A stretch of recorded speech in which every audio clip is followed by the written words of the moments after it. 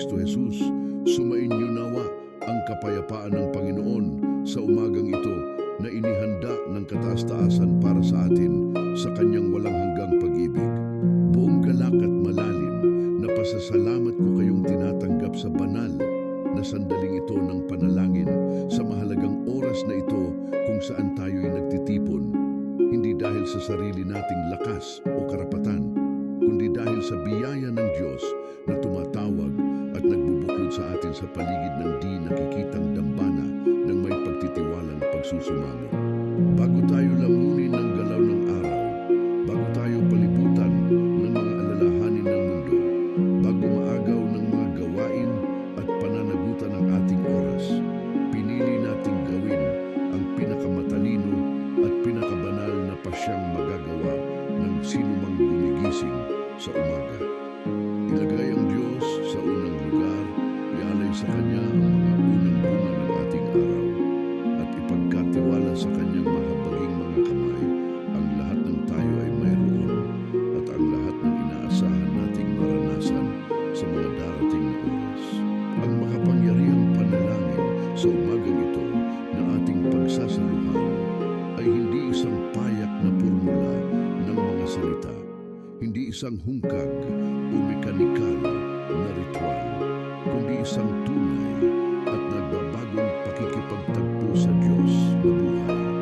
Ang Diyos na nagmamahal sa atin, nakakakilala sa atin sa ating mga pangalan, nagbibilang ng bawat hibla ng buhok sa ating ulo, at may inihandang landas ng mga pagpapala at ganap na kaganapan para sa bawat isa sa atin sa Kanyang pag-ibig. Sa pamamagitan ng panalangin ito, hahanapin natin ang banal na proteksyon sa lahat ng kalagayang haharapin natin ngayon.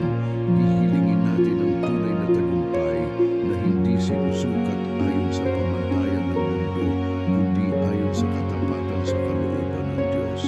At magsusumamo tayo ng biyayang mabuhay sa buong araw na ito sa presensya ng Panginoon. Batid na ang bawat sandali ay isang banal na kaloob na hindi natin dapat sayangin. Kaya naman, mga minamahal, inaanyayahan ko kayong buksan ang inyong mga puso ng may katapatan, palayain ang inyong mga isipan mula sa lahat ng distraksyon, at payapain ang inyong mga kaluluwa sa harap ng Panginoon.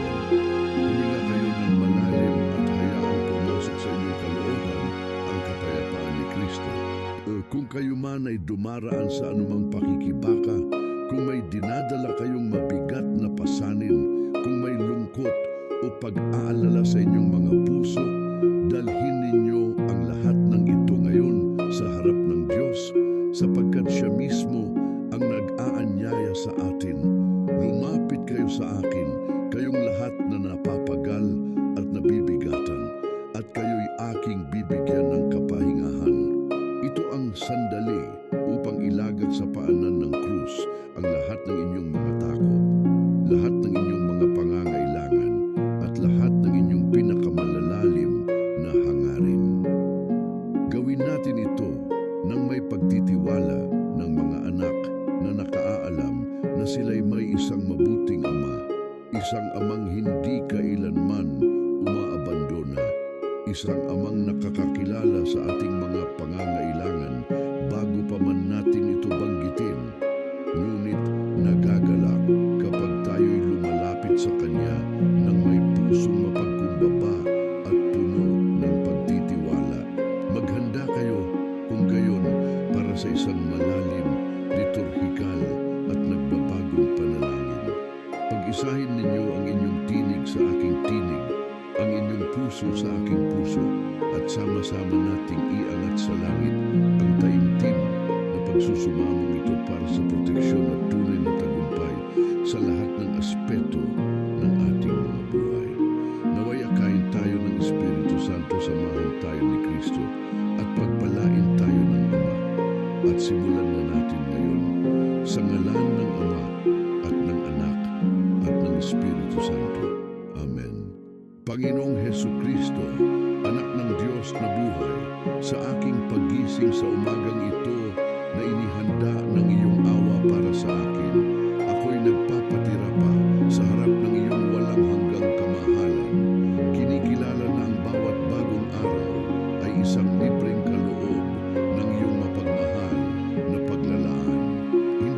sa aking mga sariling karapatan, kaya't muli kong idinilat ang aking mga mata upang masilayan ang liwanag ng araw, kundi dahil sa iyong walang sukat na kabutihan na patuloy na nag-iingat sa akin sa pag-iral at sumusuporta sa akin sa bawat sandali.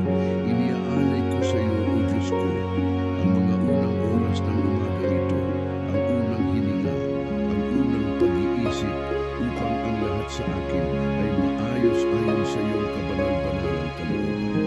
Naway ang panalangin ito sa umaga ay maging tulad ng insensong umaakyat sa iyong dambana.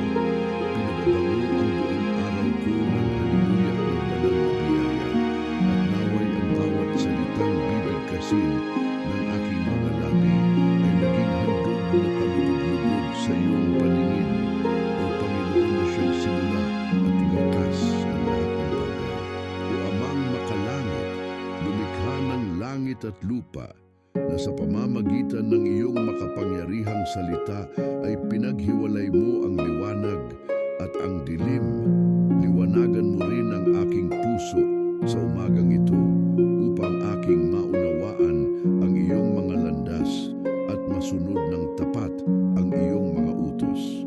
Gaya ng ipinahahayag ng salmista, ito ang araw na ginawa ng Panginoon. Tayo'y magalak at magsaya. Tinatanggap ko ang umagang ito bilang sandali ng biyaya, bilang panibagong pagkakataon na paglingkuran ka ng may pag-ibig at lubos na pagtatalaga. Ilayo mo sa akin, Panginoon, ang bawat kalungkutang hindi nagmumula sa iyo, ang bawat pagkabalisang humihiwalay sa akin sa anak na pagtitiwala sa iyong paglalaan.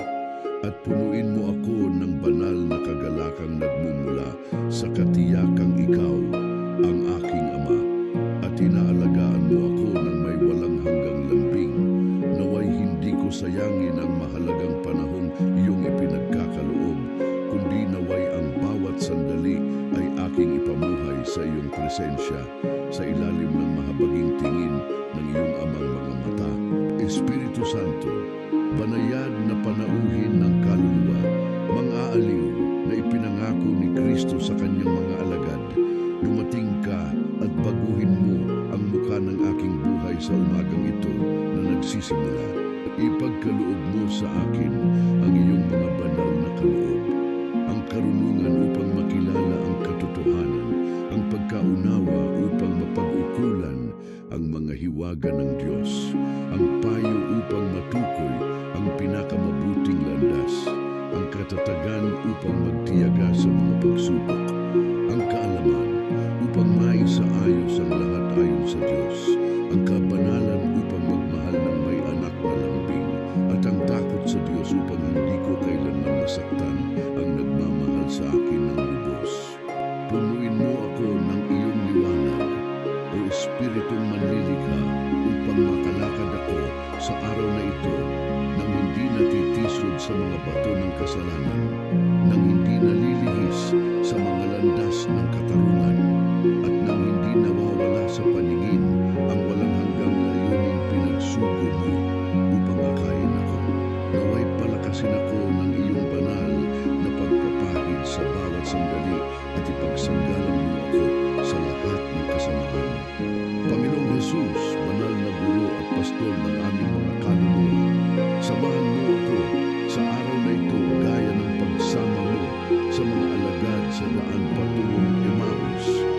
Ipinapaliwanag mo sa akin ang mga kasulatan sa pamamagitan ng mga pangyayari sa buhay, at pinagniningas ang aking puso ng apoy ng iyong pag-ibig. Naway wala akong pasimulang gawain nang hindi mo na tinatawag ang iyong banal na pangalan, nang hindi mo na hinihiling ang iyong pagpapala, nang hindi mo na inihahabilin sa iyong mga kamay ang lahat ng aking mga plano at alalahanin. Ikaw na nagsabi, kung wala ako, wala kayong magagawa. Ipagkaloob mo sa akin ang malalim na pagkaunawa sa katotohanan ito, upang hindi ako umasa sa aking sariling lakas, sa aking sariling talino, sa aking sariling kakayahan, kundi ilagay ang lahat ng aking pag-asa sa iyo na siyang may akda at ganap ng aming pananampalataya. Ipagkaloob mo sa akin ang biyayang makilala ka sa bawat taong aking makakasalamuha ngayon, lalo na sa mga dukha at nangangailangan, sapagkat ikaw mismo ang nagsabi na ang anumang gawin namin sa pinakamaliit sa iyong mga kapatid ay sa iyo namin ginagawa. O kabanal-banalang Trinidad, iisang Diyos sa tatlong banal na persona, hiwagang hindi masusukat ng pag-ibig at ganap na pakikipag-isa. Tanggapin mo ang panalangin ito sa umaga na iniaalay ko sa iyo ng may pusong nagsisisi at mapagpakumbaba. Patawarin mo ang lahat ng pagkukulang na aking nagawa sa gabi, maging sa pagtulog o sa pagpupuyat, sa isip, sa salita, sa gawa o sa pagkukulang. Linisin mo ako sa lahat ng kasalanan, maging sa mga hindi ko namamalayan o nagawa dahil sa kamangmangan, upang masimulan ko ang araw na ito sa kalagayan ng biyaya na babalutan ng damit pangkasal ng banal na pag-ibig. Baguhin mo sa akin ang biyaya ng aking binyag. Ipagkaloob mo na ako'y mamatay lalo sa kasalanan at mabuhay lalo sa katarungan. Hinuhubog ang buong aking pagkatao ayon sa hiwaga ng Paskuhan ni Kristo na namatay at muling nabuhay. Naway maging para sa akin ang araw na ito isang patuloy na Paskwa, isang walang humpay na paglipat mula sa kamatayan patungo sa buhay, mula sa dilim patungo sa liwanag, mula sa pagkaalipin patungo sa kalayaan ng mga anak ng Diyos. Kabanal-banalang Birheng Maria, Ina ng Diyos at Ina namin, tala sa umaga na nagpapahayag ng araw ng katarungan, ipamagitan mo ako sa oras na ito ng pagsisimula ng araw upang aking tularan ang iyong mga kabutihan at sundan ang iyong halimbawa ng ganap na katapatan sa kalooban ng Diyos. Gaya ng sinabi mo sa Anghel Gabriel, mangyari sa akin ang ayon sa iyong salita. Nais ko rin bigkasin ang bukal sa loob at ganap na oo sa lahat ng itatakda ng Diyos para sa akin sa araw na ito. Takpan mo ako ng iyong mapagkalingang balabal o dalisay na ina upang walang masamang dumapo sa akin, walang tukso ang manaig sa akin at walang panganib ang umusig sa akin. Ihain mo sa iyong banal na anak ang lahat ng aking mga pangangailangan, lahat ng aking mga pagsusumamo at lahat ng aking mga hangarin, sapagkat batid kong wala siyang maitatanggi sa iyo.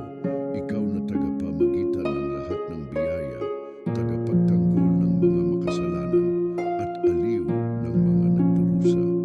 Naway simulan at tapusin ko ang araw na ito sa ilalim ng iyong mapag-arugang tingin, ligtas na gaya ng isang batang nasa bisig ng kanyang ina. San Jose, tagapangalaga ng banal na pamilya at tagapagtanggol ng pandaigdigang simbahan, matuwid